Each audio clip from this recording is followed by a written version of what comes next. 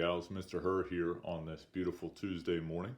Hopefully everybody's healthy, wealthy, and wise on your end. Today, ladies and gentlemen, we're going to continue with solving systems with word problems. There's nothing quote unquote new today, but we are going to expand with the mathematics because I know we still need more practice. Even when I say expand, it's not new, it's just in these particular problems we're going to have to multiply both equations by a constant to make it work. It hopefully isn't too bad. I'm thinking about 3 problems in the notes and probably 4 problems for homework. All right, so without further ado, let's do this thing. Watch the spring.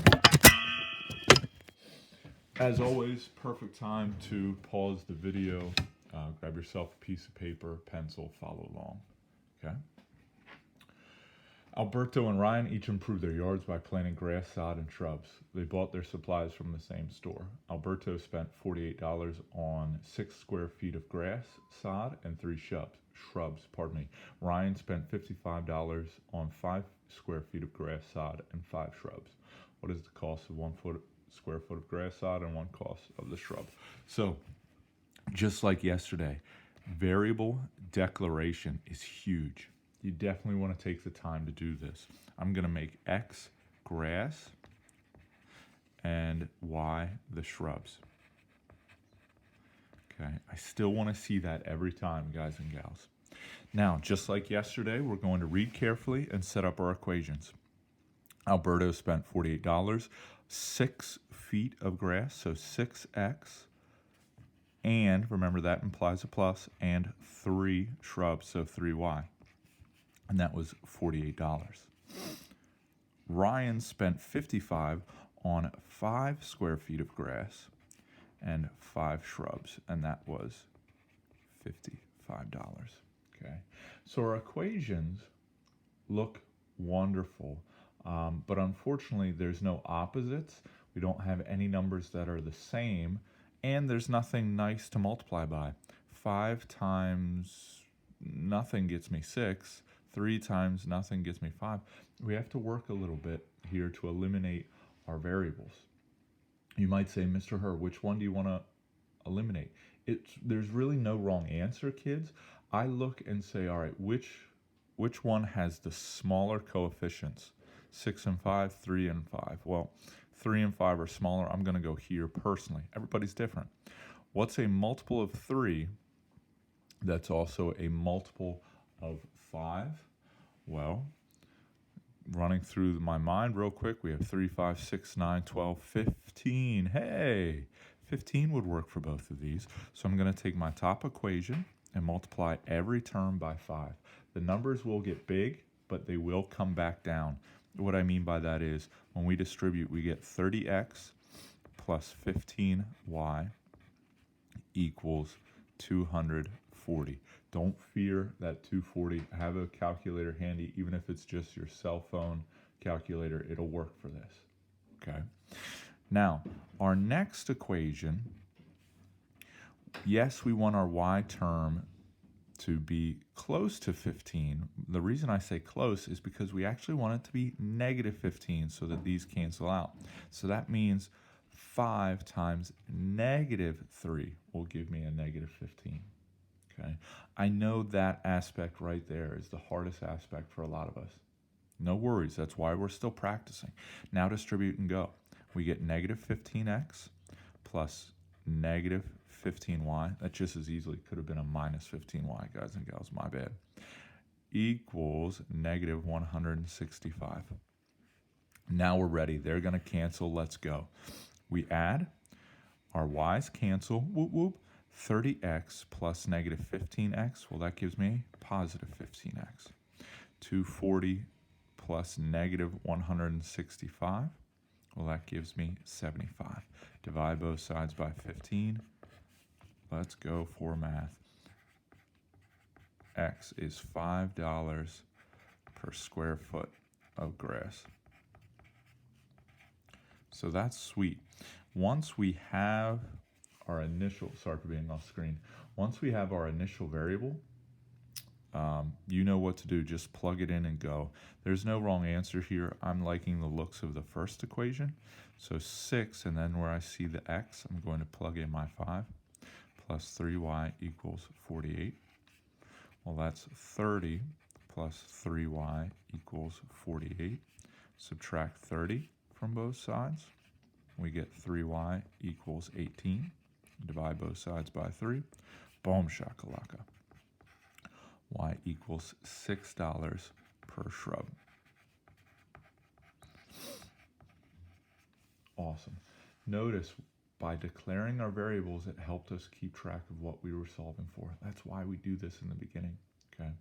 Have no fear when it comes to multiplying. I know it's tricky, but that's why I wanted to talk about it.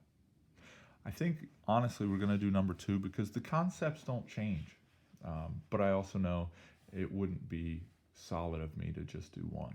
All right, so let's knock this out. Yellowstone National Park is a popular field trip destination.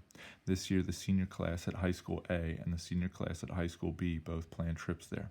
The senior class at High School A rented and filled 6 vans and 3 buses with 255 students. Holy moly, that's a lot of kids.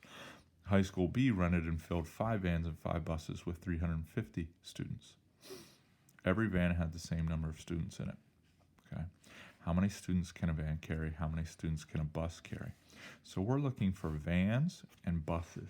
Those last questions give away how we should declare our variables. I'm going to call X vans, and I'm going to call Y buses. Ew, helps if you can spell, Mr. Herr. Okay. High School A, 6 vans, and that implies plus 3 buses with 255 students. And High School B, 5 vans and 5 buses with 350 students. Okay. Our equations are good to go. Hey, in fact, man, we've seen this.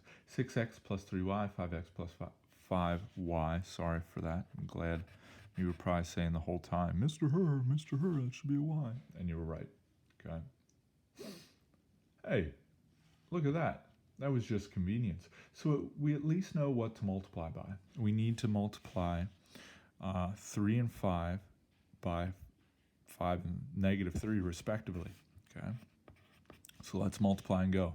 We get 30x plus 15y equals, once again, the numbers are going to get really big. Just realize they're also going to come back down. 1,275. Okay. And then here we're multiplying by negative 3 to make sure that we get a negative 15y. We get negative 15x minus 15y equals negative 1,050. Okay. Let's add and go. Hey, the y's cancel. That's what we wanted. Negative 15x equals, oh me, oh my, I should have a calculator. Oh, well, here we go. 225. Ooh, lucked out on that one. Ooh, and folks, speaking of lucking out, this is a positive 15x. Sorry for that. Hopefully you weren't writing in pen. If you were writing in pen, just make it a plus like I did. We divide both sides by 15. X equals 15 students per van. And if you weren't sure how to label it, you can always look back to the original question. How many students can a van carry? Well, 15 students per van.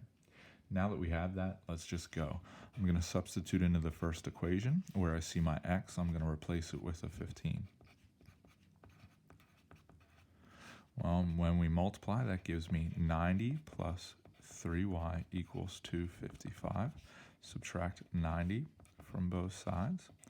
3y equals 165. Divide both sides by 3. Y equals 55 students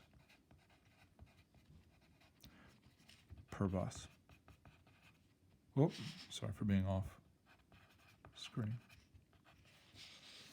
Okay. So you just need to stick with it. The hardest part, guys and gals, is right here, figuring out what you're going to multiply by. Once you figure it out, pardon me for losing my voice, just multiply carefully and you're going to be complete and utter rock stars. All right? Hey, I hope this helped. Moreover, enjoy the day. Talk to you soon. Peace.